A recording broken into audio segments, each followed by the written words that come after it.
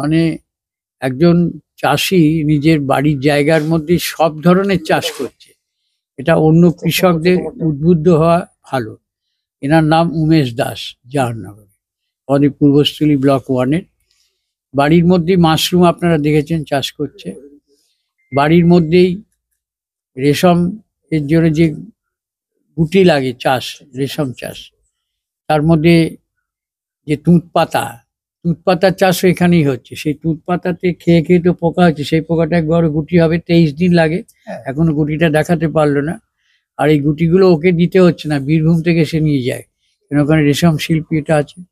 তার সঙ্গে দেখো একটা চৌবাচ্চা করে দিয়ে দেশি কইয়ের চাষ করছে, খাবার দিচ্ছে, তার জন্য নিচে আছে জল, আর ওই যে ড্রেনের জল টল যা আছে সব ওইখানে পড়ে।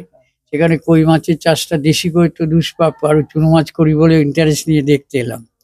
যে ঘরের মধ্যে, বাড়ির মধ্যেও, জায়গার মধ্যেও সে কিন্তু জলাধার তৈরি করে দিয়ে নিচে মাটি, তারপরে খাবার দিচ্ছে, দিয়ে কই সাইজও ভালোই হচ্ছে দেখলাম। পাশে আবার দেখছি 13খানা ছাগল পোষে। তাহলে ওই কেন, ওই ছাগলের যে মল এবং এই যে কলা গাছ দেখতে পাচ্ছ, তার কলা গাছ, পচা কলা গাছ কি আরো যারা আছে, ছাগলের মুখ সব নিয়ে ভার্মি কম্পোস্ট, জৈব সার তৈরি হচ্ছে। তাহলে সবকটা হচ্ছে না একসঙ্গে। সবচেয়ে বড় কথা, বাড়ির সব লোকই ইনভলভ। এদের 2 মেয়ে পড়াশোনায় ভালো, যোগাসনও প্রাইজ পেয়েছে, কিন্তু বাড়ির এই মায়ের সঙ্গে কাজ হাত মেলাচ্ছে, বাড়ির মধ্যেই তো। তাহলে বাড়ির সব লোক ইনভলভ হচ্ছে, আয়ও বাড়ছে।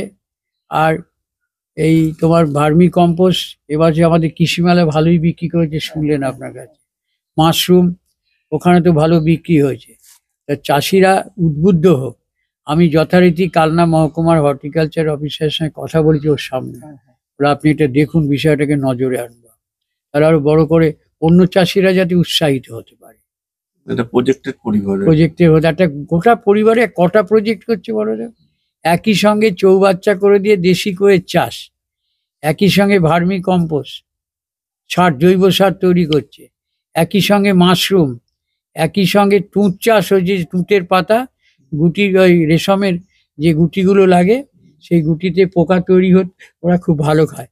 ও আমায় এখন বললো যে ছাগল চাষের পক্ষে আরো বেশি উপকার হবে, তুঁত গাছের ছাগল খুব খায় নাকি পাতা, পুষ্টিকর খাবার।